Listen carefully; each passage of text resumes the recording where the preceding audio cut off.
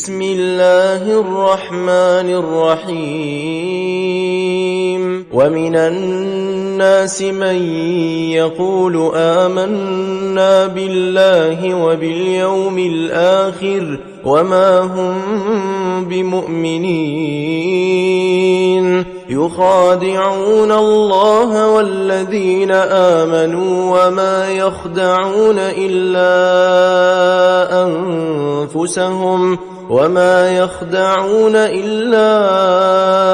أنفسهم وما يشعرون في قلوبهم مرض فزادهم الله مرضا ولهم عذاب أليم بما كانوا يكذبون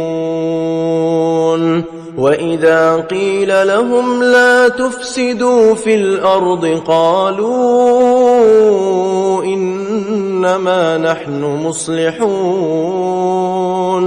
ألا إنهم هم المفسدون ولكن لا يشعرون وإذا قيل لهم آمنوا كما آمن الناس قالوا أنؤمن كما آمن السفهاء ألا إنهم هم السفهاء ولكن لا يعلمون وإذا لقوا الذين آمنوا قالوا آمنا وإذا خلوا إلى شياطينهم قالوا إنا معكم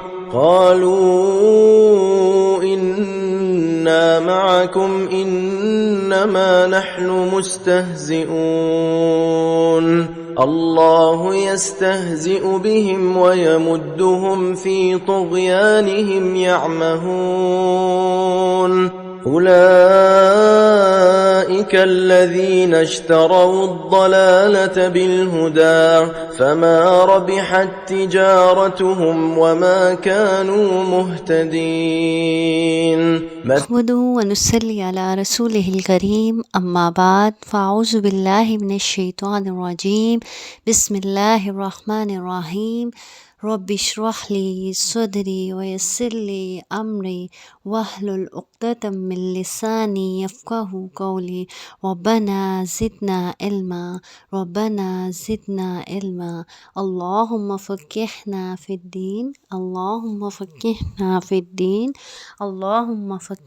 في الدين. السلام علیکم ورحمۃ اللہ وبرکاتہ. امید کرتی ہوں کہ آپ سب میری بہنیں صحت عافیت و ایمان کی بہترین حالت میں ہوں گی. اللہ رب العزت آپ سب کو ڈھیروں خوشیاں عطا کرے، دونوں جہانوں کی بھلائیاں عطا فرمائے، اور اللہ رب العزت اس قرآن کی بدولت آپ کی زندگیوں میں رحمتوں اور برکتوں کا نزول نازل فرمائے، اور اس کتاب کی بدولت اللہ رب العزت ہمیں اپنی آخرت کو سنوارنے والا بنائے اور ہماری آخرت کو بھی خوبصورت بنا دے. آگے ہم اپنے لیسن نمبر 3 کا آغاز کرتے ہیں. آیت نمبر 8 سے آیت نمبر 16 تک آج ہم دیکھیں گے. سب سے پہلے لفظی ترجمہ. اعوذ باللہ من الشیطان الرجیم بسم اللہ الرحمن الرحیم. وَمِنَ النَّاسِ اور لوگوں میں سے من یقولو جو کہتے ہیں آمنا ہم ایمان لائے باللہ اللہ پر و بالیوم الآخری اور آخرت کے دن پر وما اور نہیں ہم وہ بمؤمنین ایمان لانے والے یخادعون اللہ وہ دھوکہ دیتے ہیں اللہ کو والذین اور وہ لوگ آمنو جو ایمان لائے وما اور نہیں یخدعون وہ دھوکہ دیتے الا مگر انفسہم اپنے آپ کو اپنے نفسوں کو وما اور نہیں یشعرون وہ شعور رکھتے فی میں قلوبہم ان کے دلوں میں مرض بیماری ہے فزادہم اللہ، سو بڑھا دی اللہ نے، مرضاً بیماری،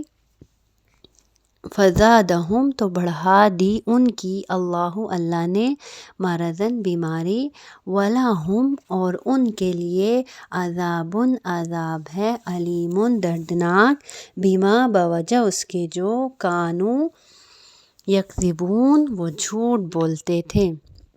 وَإِذَا اور جب، قیل لہم کہا جاتا ہے انہیں، لا تفسدوا نہ تم فساد پھیلاؤ، فی الارض زمین میں، قالوا وہ کہتے ہیں، انما صرف، نحن ہم، مصلحون اصلاح کرنے والے ہیں، الا سن رکھو، انہم بے شک وہ، ہم المفسدون وہی فساد کرنے والے ہیں، ولیکن اور لیکن، لا یشعرون وہ نہیں سمجھتے۔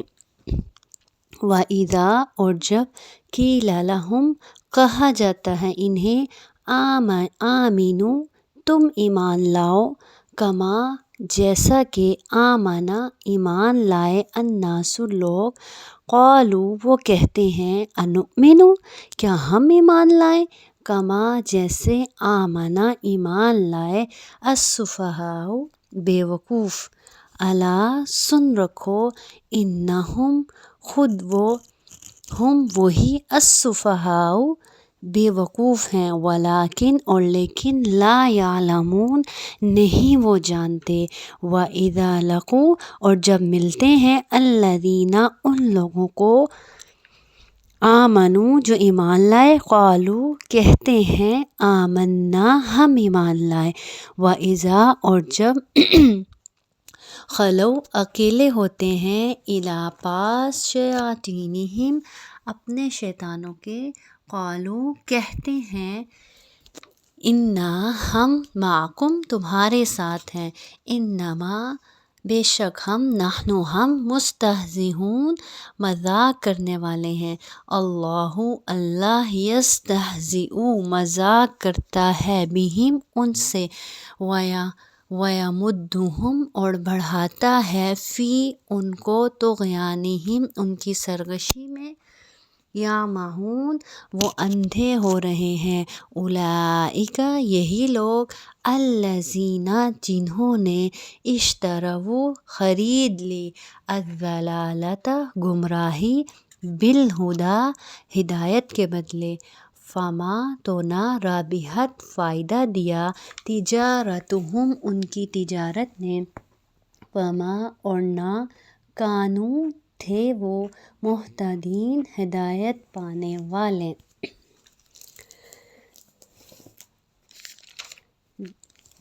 آتے ہیں تفسیر کی طرف۔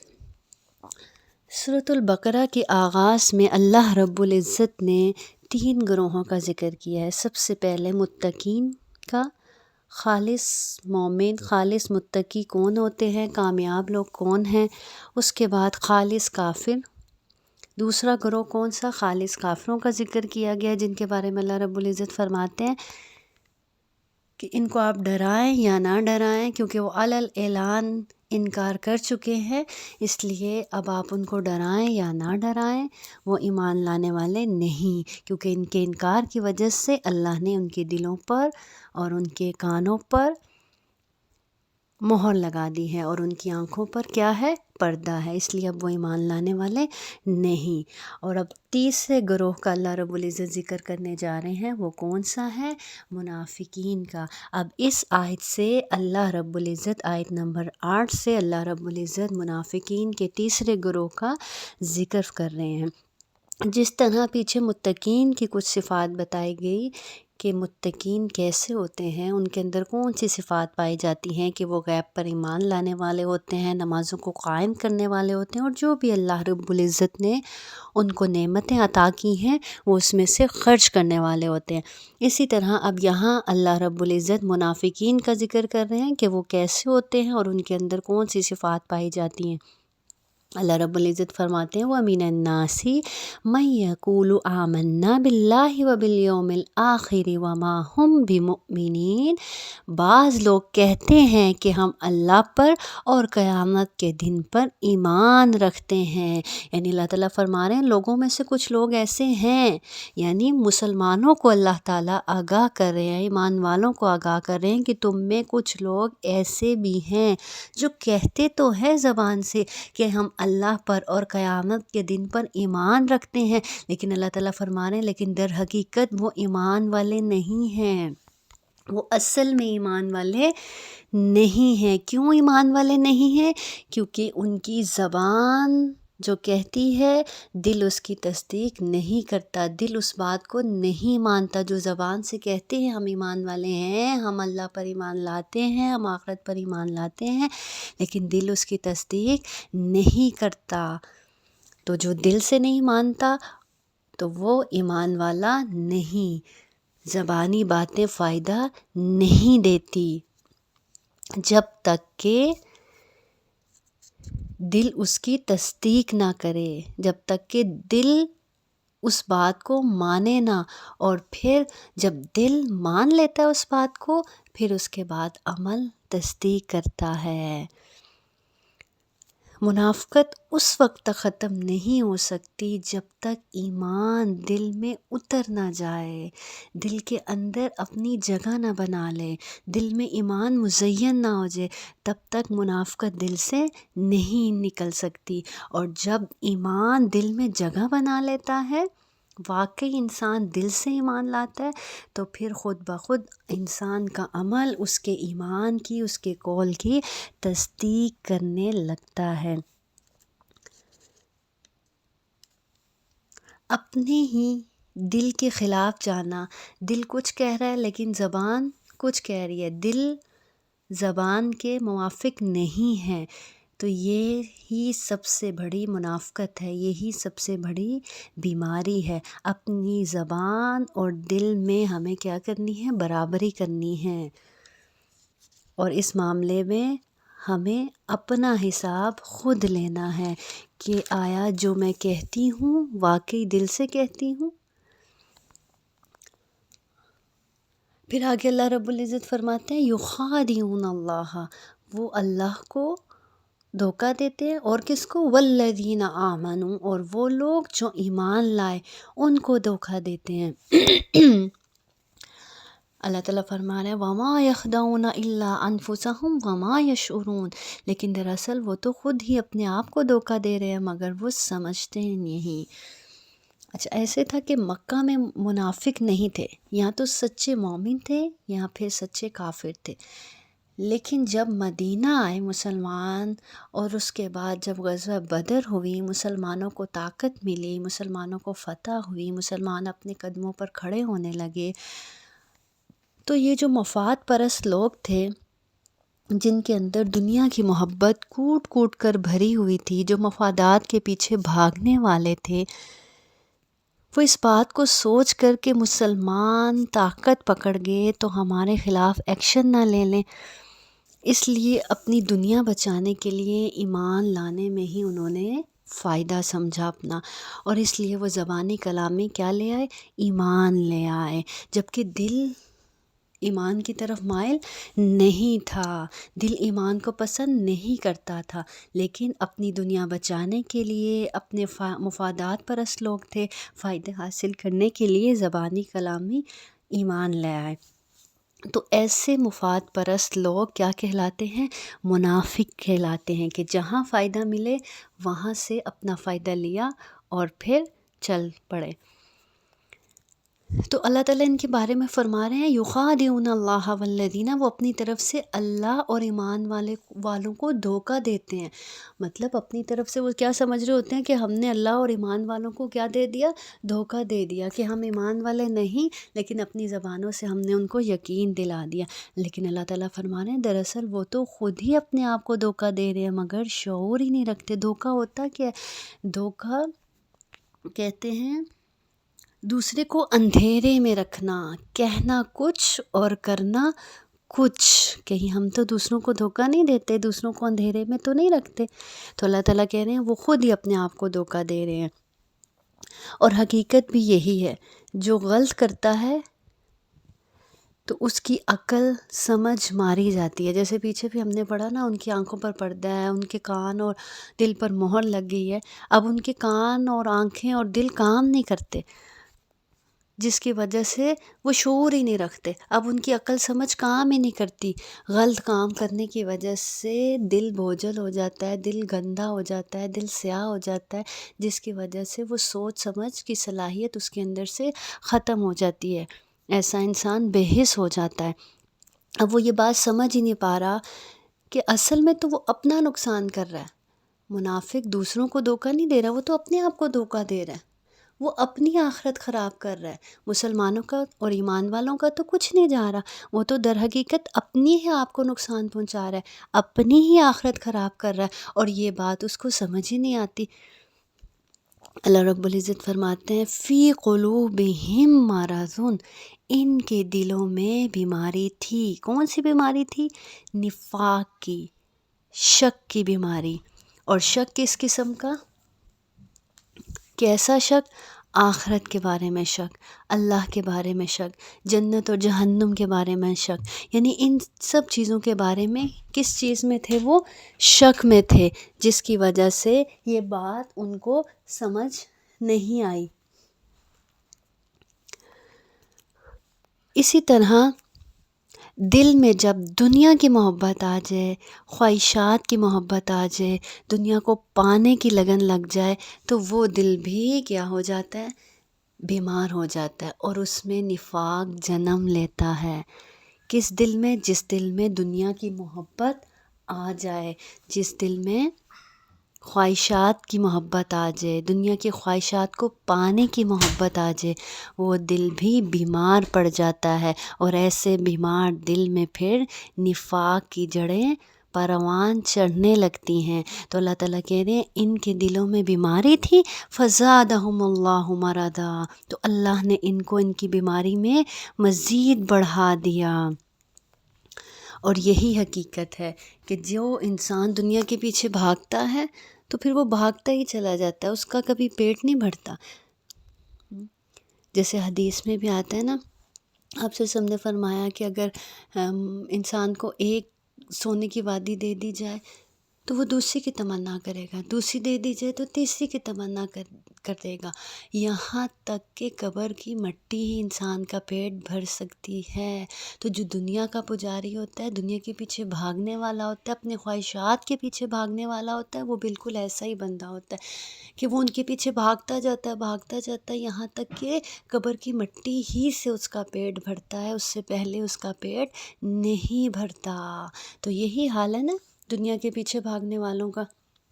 ایک نعمت ملتی ہے جس کی اس کو لگن ہوتی ہے، جو اس کی خواہش کا حصہ ہوتی ہے، وہ اس کے پیچھے بھاگتا ہے، اس کو حاصل کرتا ہے. وہ ملتی ہے، اس پر شکر کرتا ہی نہیں کہ اس کی نظر اب دوسری چیز پر ہے، دوسری نعمت پر ہے کہ اس کو حاصل کر لے. اور یہی کرتا کرتا وہ اپنی موت سے جا ملتا ہے. تو اللہ تعالیٰ کہہ رہے ہیں کہ ان کی بیماری کو ہم نے مزید بڑھا دیا. کوئی بھی بیماری ہو، جب اس کا علاج نہ کیا جائے تو وہ بڑھ جاتی ہے نا. اسی طرح جیسے پیچھے ہم نے پڑھا تھا کہ دل جب انسان گناہ کرتا ہے تو دل پر ایک سیاہ نقطہ لگ جاتا ہے، ایک بلیک ڈاٹ لگ جاتا ہے، اور پھر جب انسان گناہ کرتا چلا جاتا ہے تو وہ سیاہ نقطے بڑھتے چلے جاتے ہیں، یہاں تک کہ پورا دل کیا ہو جاتا ہے؟ سیاہ ہو جاتا ہے. اب انسان اگر توبہ نہیں کرتا، اللہ تعالیٰ سے معافی نہیں مانگتا، تو اس کا دل صاف نہیں ہوتا، اس کا دل زنگ آلود ہی رہتا ہے. اور اسی طرح پھر وہ زنگ بڑھتا چلا جاتا ہے کم ہونے کی بجائے گناہوں کے سبب. اسی طرح جس کے دل میں نفاق کی بیماری ہے اور وہ اس کو دور کرنے کی کوشش نہیں کرتا، اس کے لیے کوئی دعا استعمال نہیں کرتا، اللہ سے مدد نہیں مانگتا، اپنے دل کو صاف نہیں کرتا اس بیماری سے، تو اس کی بھی وہ بیماری بڑھتی ہی چلی جاتی ہے. اللہم لا تجعلنا منہم، اللہ ہمیں ان لوگوں میں سے نہ کرے. اللہ ہمارے دل کو پاک اور صاف کر دے، کس کے لیے؟ اپنی محبت کے لیے، اور ہمارے دلوں سے بھی اللہ پاک اس دنیا کی محبت کو نکال کر اپنی محبت ڈال دے۔ پھر آگے اللہ رب العزت فرما رہے ہیں وَلَهُمْ عَذَابٌ عَلِيمٌ، ان کے لیے دردناک عذاب ہے۔ کن کے لیے؟ ان منافقین کے لیے دردناک عذاب ہے، بہت پینفل عذاب ہے۔ کیوں؟ کیونکہ یہ دھوکہ دیتے ہیں، کس کو؟ اللہ کو دھوکہ دینے کی کوشش کرتے ہیں، ایمان والوں کو دھوکہ دینے کی کوشش کرتے ہیں، اور پھر سب سے بڑی برائی ان کی کیا؟ بیما کانوا یکذبون، باوجہ اس کے جو وہ جھوٹ بولتے ہیں۔ اسی لیے منافقین کے بارے میں آتا ہے نا دردناک عذاب۔ کیسا عذاب؟ اللہ تعالیٰ فرماتے ہیں ان المنافقین فی الدرک الاسفل من النار، کہ منافقین جو ہوں گے وہ قیامت کے روز جہنم کے سب سے نچلے درجے میں ہوں گے۔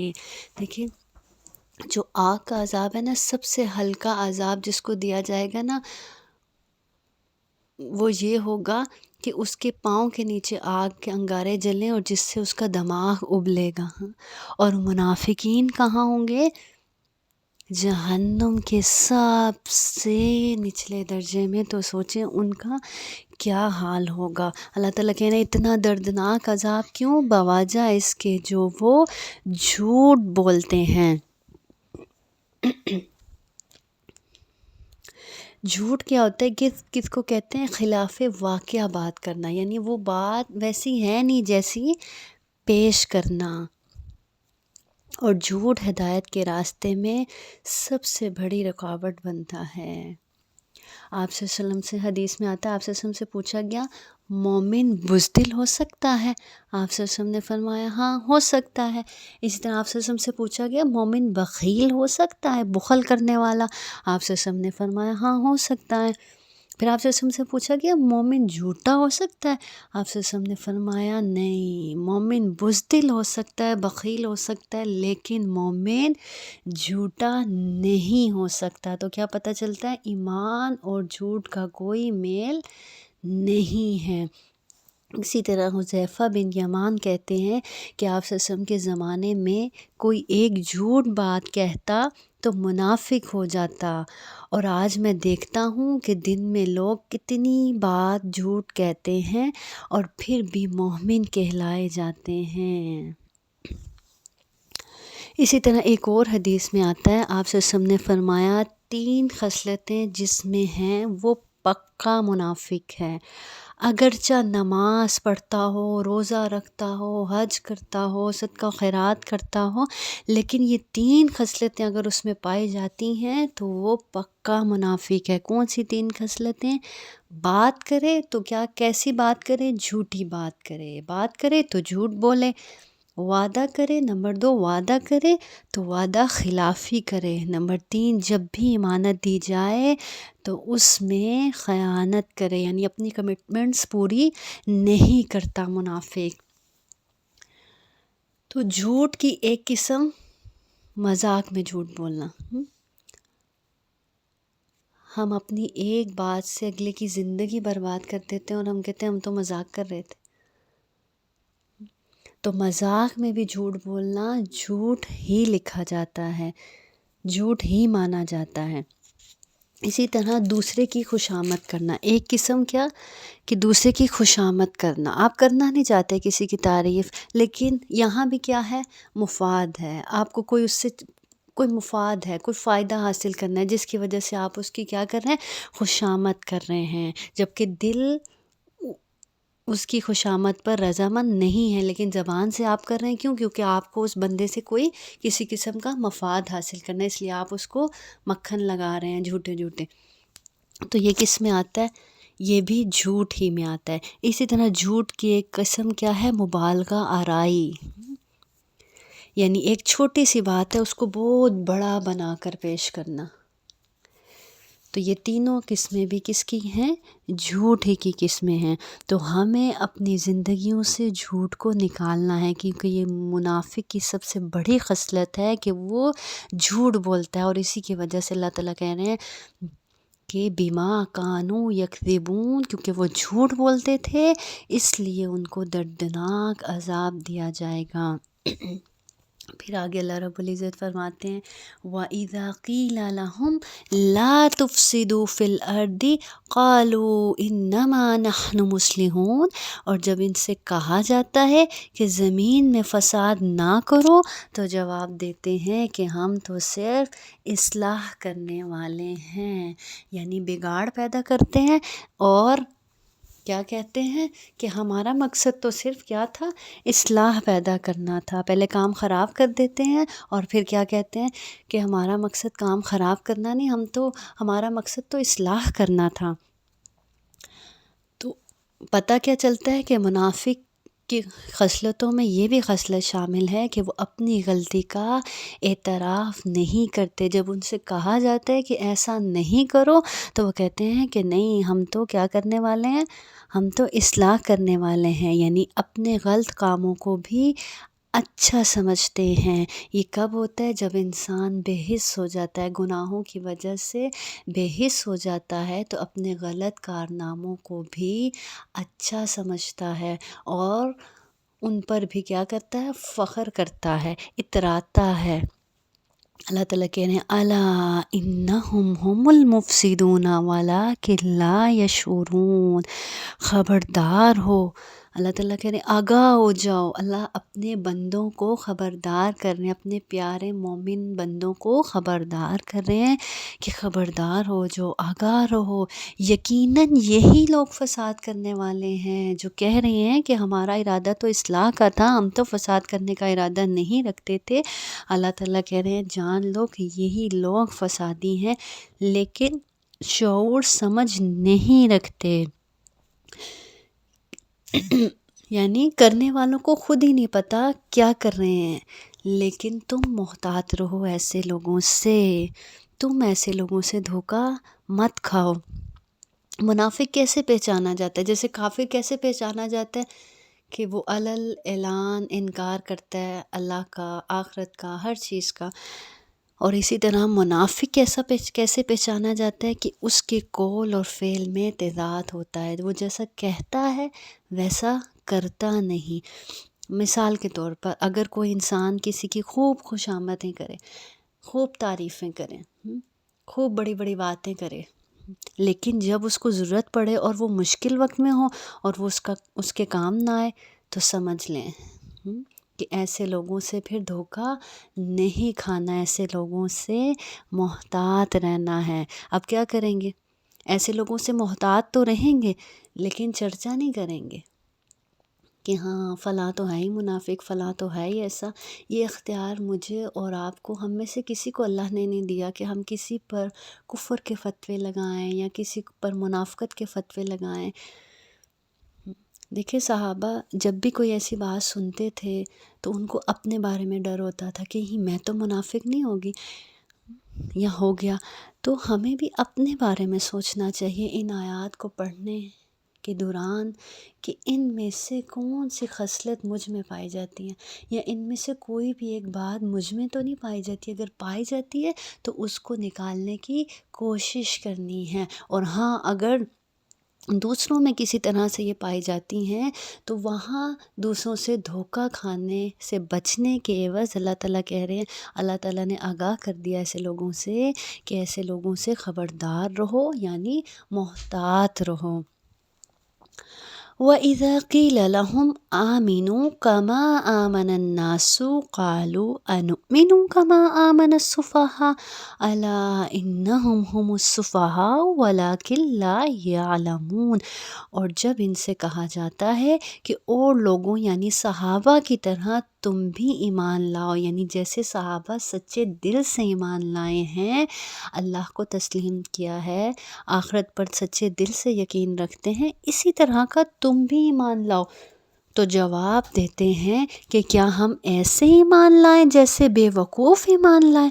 خبردار ہو جاؤ، یقیناً یہی بے وقوف ہیں، لیکن یہ لوگ شعور نہیں رکھتے۔ اللہ تعالیٰ کہنا یہ جانتے نہیں، اصل میں بے وقوف تو یہ خود ہی ہیں۔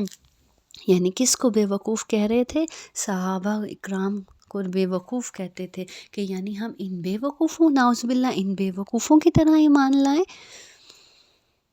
کیونکہ صحابہ نے تو اپنا تن من دھن سب کچھ، مال و دولت، اپنی جان مال اولاد سب کچھ اللہ کے راستے میں قربان کیا اور قربان کرنے کے لیے تیار ہو گئے۔ تو یہ کہتے جیسے ایک جنگ میں، غزوے میں حضرت ابوبکر صدیق رضی اللہ عنہ اپنے گھر کا سارا سامان لے آئے، حضرت عمر رضی اللہ عنہ اپنے گھر کا آدھا سامان لے آئے۔ تو یہ کیا کہنے لگے، کہتے ہیں کہ ہم ان بے وقوفوں کی طرح ایمان لے آئیں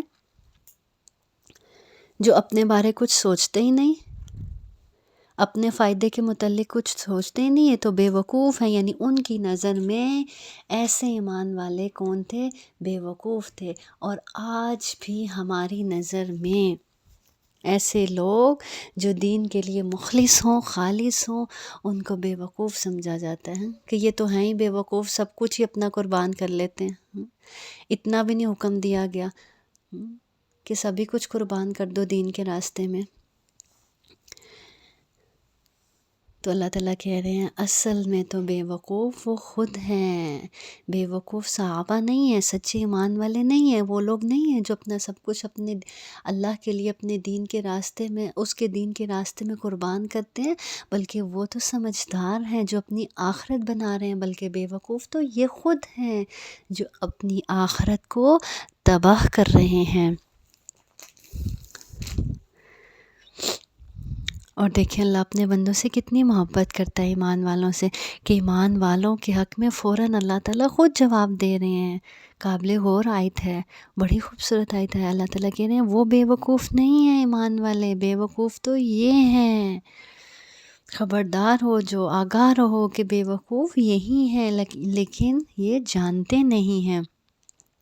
پھر آگے اللہ رب العزت فرماتے ہیں وَإِذَا لَقُوا الَّذِينَ آمَنُوا قَالُوا آمَنَّا وَإِذَا خَلَوْا إِلَىٰ شَيَاطِينِهِمْ قَالُوا إِنَّا مَعَكُمْ إِنَّمَا نَحْنُ مُسْتَهْزِئُونَ۔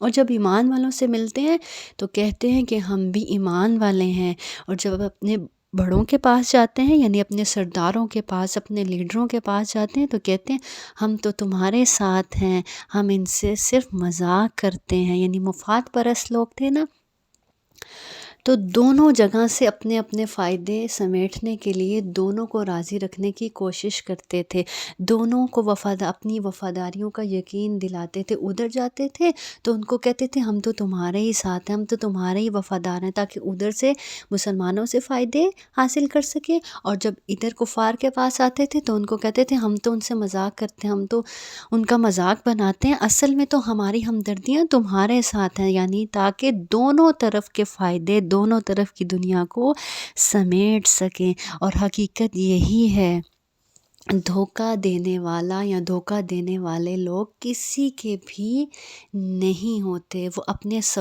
سگے رشتوں کے بھی نہیں ہوتے، وہ دھوکہ دینے کی ان کو ایسی عادت پڑ جاتی ہے کہ وہ وہاں بھی دھوکہ دے جاتے ہیں۔ اسی طرح یہ منافقین کسی کے بھی نہیں تھے۔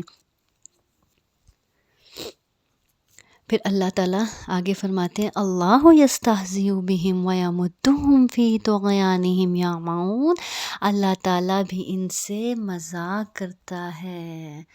اپنے سچے مومنوں کا دفاع اللہ تعالیٰ خود کر رہے ہیں یہاں پہ۔ اللہ تعالیٰ کہہ رہے ہیں وہ ایمان والوں کا مذاق اڑاتے ہیں، اللہ ان کا مذاق اڑاتا ہے، اللہ ان سے مذاق کرتا ہے، اور انہیں ان کی سرکشی اور بہکاوے میں اور بڑھا دیتا ہے۔ یہ بھی اللہ کی طرف سے ایک عذاب ہے کہ اللہ ایسے لوگوں کی پھر فوری پکڑ نہیں کرتا، اللہ ان کو ڈھیل دے دیتا ہے کہ خوب سرکشی کر دیں، خوب بہک جائیں، خوب اندھے بن کر زندگی گزار لیں، تاکہ جب اللہ تعالیٰ ان کی پکڑ کرے، اور پھر جب اللہ رب العزت کسی انسان کو ڈھیل دیتا ہے تو وہ اسی خوش فہمی میں ہوتا ہے کہ وہ جو کر رہا ہے بالکل درست کر رہا ہے، بالکل ٹھیک کر رہا ہے، اور پھر اچانک اس کی پکڑ کی جاتی ہے۔ اور اللہ تعالیٰ کہہ رہے ہیں کہ اللہ نے ان کو ان چیزوں میں مزید بڑھا دیتا ہے، ان کی ڈھیل دے کے، تاکہ وہ مزید بڑھتے جائیں اپنی سرکشی میں۔ سرکشی کس کو کہتے ہیں؟ کہ کوئی پرواہ نہیں کرنا، اکڑنا، اپنے کیے پر اکڑنا اور کوئی پرواہ نہیں کرنا۔ اور دیکھیں یہ سرکشی آج ہمارے معاشرے میں کتنی عام ہو گئی ہے، ہماری نیو جنریشن کے اندر بھی یہ سرکشی کتنی زیادہ آ گئی ہے، اور پیرنٹس اس بات پر فخر کر رہے ہوتے ہیں کہ ہماری اولاد تو بے باک ہے۔ ہاں جی بالکل، ہماری اولاد تو ہمارے بچے تو آرام سے جواب دے دیتے ہیں، فل کانفیڈنس ہے ان میں۔ تو یہ اصل میں فخر کی بات نہیں ہے، یہ منافقت کی علامت ہے۔ منافقین کی خصوصیات میں سے سب سے بڑی خصوصیت ہے کون سی؟ کہ وہ کیسے ہوتے ہیں؟ سرکش ہوتے ہیں۔ اللہ تعالیٰ فرماتے ہیں اولئک الذین اشتروا الضلالۃ بالہدی فما ربحت تجارتہم وما کانوا مہتدین۔ یہ وہ لوگ ہیں جنہوں نے گمراہی کو ہدایت کے بدلے میں خرید لیا۔ اللہ تعالیٰ کہہ رہے ہیں یہ ایسے بد نصیب ہیں جن کے سامنے اللہ نے ہدایت پیش کی، لیکن انہوں نے اس کی جگہ کس کو خریدنا پسند کیا؟ ہدایت کے بدلے گمراہی کو خریدنا پسند کیا۔ بس نہ تو ان کی تجارت نے ان کو فائدہ پہنچایا اور نہ یہ ہدایت والے ہوئے، یعنی ٹوٹلی نقصان میں گئے۔ نہ تو ان کی تجارت نے، یعنی جو وہ جگہ جگہ سے فائدے سمیٹتے تھے، نہ تو ان کا کوئی وہ فائدے ان کے کام آئے، اور نہ ہی انہوں نے ہدایت کو حاصل کیا، یعنی دنیا بھی خراب کی اپنی اور اپنی آخرت بھی خراب کی۔ اور اللہ تعالیٰ کہہ رہے ہیں نہ یہ ہدایت والے ہیں۔ منافق ہمیشہ اندھیرے میں رہنا ہی پسند کرتا ہے، وہ دین کی طرف آنے کی کوشش نہیں کرتا اور نہ ہی دین میں داخل ہونے کو پسند کرتا ہے۔ تو ہم بھی اپنے بارے میں سوچیں کہ اگر ہم بھی دین سے دور رہنا چاہتے ہیں اور دین میں داخل ہونا پسند نہیں کرتے، دین کو سیکھنا پسند نہیں کرتے، دین کو جاننا پسند نہیں کرتے، تو پھر کہیں ہم بھی منافق تو نہیں؟ ہم میں سے ہر کوئی اپنے بارے میں سوچے۔ منافق میں دو چیزیں پائی جاتی ہیں، منافق میں دو چیزیں نہیں پائی جاتی۔ کون سی؟ دین کی سمجھ، اس کے اندر دین کی کوئی سمجھ نہیں ہوتی، اور نہ ہی دین کی کوئی محبت ہوتی ہے، اور نہ ہی یہ شوق ہوتا ہے کہ وہ دین کو جانے۔ اور اسی طرح اس کے اندر کیا پایا جاتا ہے؟ برا اخلاق پایا جاتا ہے۔ تو اللہ رب العزت سے دعا ہے کہ وہ ہمیں ان منافقین کی لسٹ میں شامل نہ کرے، اور ہمارے اندر ان میں سے کوئی بھی خصوصیت پائی جاتی ہے تو اللہ رب العزت ہمارے اندر سے اس کو نکال دے، اس برائی کو ہم سے دور کر دے۔ اور سب سے بڑی بات کہ آج سے ہمیں جھوٹ سے بچنا ہے۔ جھوٹ دیکھیں ہماری زندگیوں میں اس طرح سے عام ہو گئے کہ ہم جھوٹ کو جھوٹ سمجھتے ہی نہیں۔ بچوں کے ساتھ جھوٹ بولا جاتا ہے، مذاق میں جھوٹ بولا جاتا ہے، اور بچوں کے ساتھ جو جھوٹ بولا جاتا ہے اس کو تو ہم جھوٹ سمجھتے ہی نہیں، جبکہ وہ بھی جھوٹ ہی ہوتا ہے۔ مثال کے طور پر بچے سے کہنا کہ ہاں ادھر آؤ میرے پاس، میں تمہیں یہ دوں گی۔ اب اس کو آپ نے اپنے پاس بلایا ہے، لیکن آپ کے پاس وہ چیز موجود نہیں ہے جو آپ نے اس کو دینی ہے، یا جو کہہ کر ہم نے اس کو بلایا ہے، تو یہ بھی کیا ہے؟ جھوٹ ہے۔ اور یہ صرف جھوٹ ہی نہیں ہے، بلکہ یہ جھوٹ کی تربیت کر رہے ہوتے ہیں ہم اپنے بچوں کی، اس طرح سے کہ اس کو جھوٹ بولنا سکھا رہے ہوتے ہیں۔ اسی طرح کسی کی کال آتی ہے تو بچوں کو کہہ دیا جاتا ہے کہ بول دو گھر پہ نہیں ہیں، یا بول دو واش روم میں گئے ہیں، یا کوئی ملنے آتا ہے تو اسی طرح سے کہہ دیا جاتا ہے۔ تو یہ سب بھی کیا ہے؟ ایک تو جھوٹ ہے، اور دوسرا اپنے بچوں کی جھوٹ پر ٹریننگ کی جا رہی ہوتی ہے، ان کو جھوٹ بولنا سکھایا جا رہا ہوتا ہے۔ تو سب سے پہلی چیز جو آج میں نے اور آپ نے اپنی زندگی سے نکالنی ہے وہ کیا؟ کہ وہ یہ جھوٹ ہے، کیونکہ جھوٹ ہدایت کے راستے میں سب سے بڑی رکاوٹ ہے۔ اور اللہ تعالیٰ اس آیت میں فرماتے ہیں، آیت نمبر 10 میں وَلَهُمْ عَذَابٌ أَلِيمٌ بِمَا كَانُوا يَكْذِبُونَ، اور ان کے لیے دردناک عذاب کیوں ہے؟ کیونکہ وہ جھوٹے ہیں، جھوٹ بولتے ہیں۔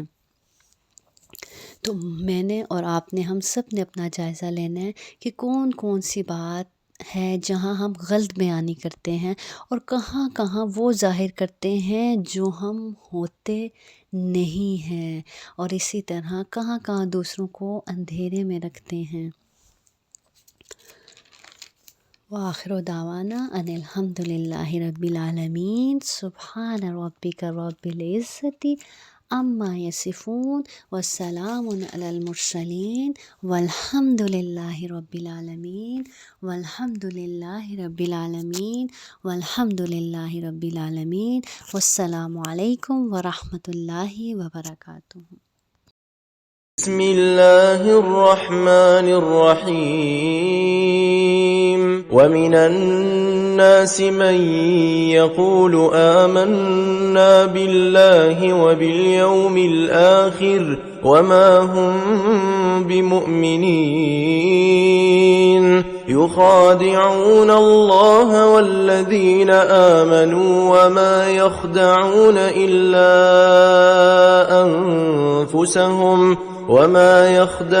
إلا أنفسهم وما يشعرون في قلوبهم مرض فزادهم الله مرضا ولهم عذاب أليم بما كانوا يكذبون وإذا قيل لهم لا تفسدوا في الأرض قالوا إنما نحن مصلحون ألا إنهم هم المفسدون ولكن لا يشعرون وإذا قيل لهم آمنوا كما آمن الناس قالوا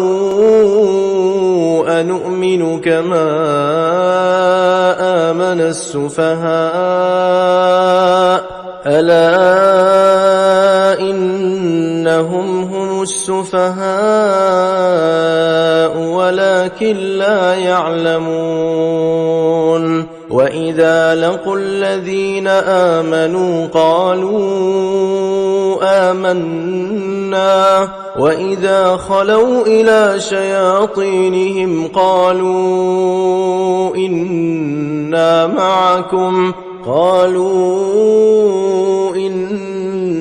معكم إنما نحن مستهزئون الله يستهزئ بهم ويمدهم في طغيانهم يعمهون أولئك الذين اشتروا الضلالة بالهدى فما ربحت تجارتهم وما كانوا مهتدين مثلهم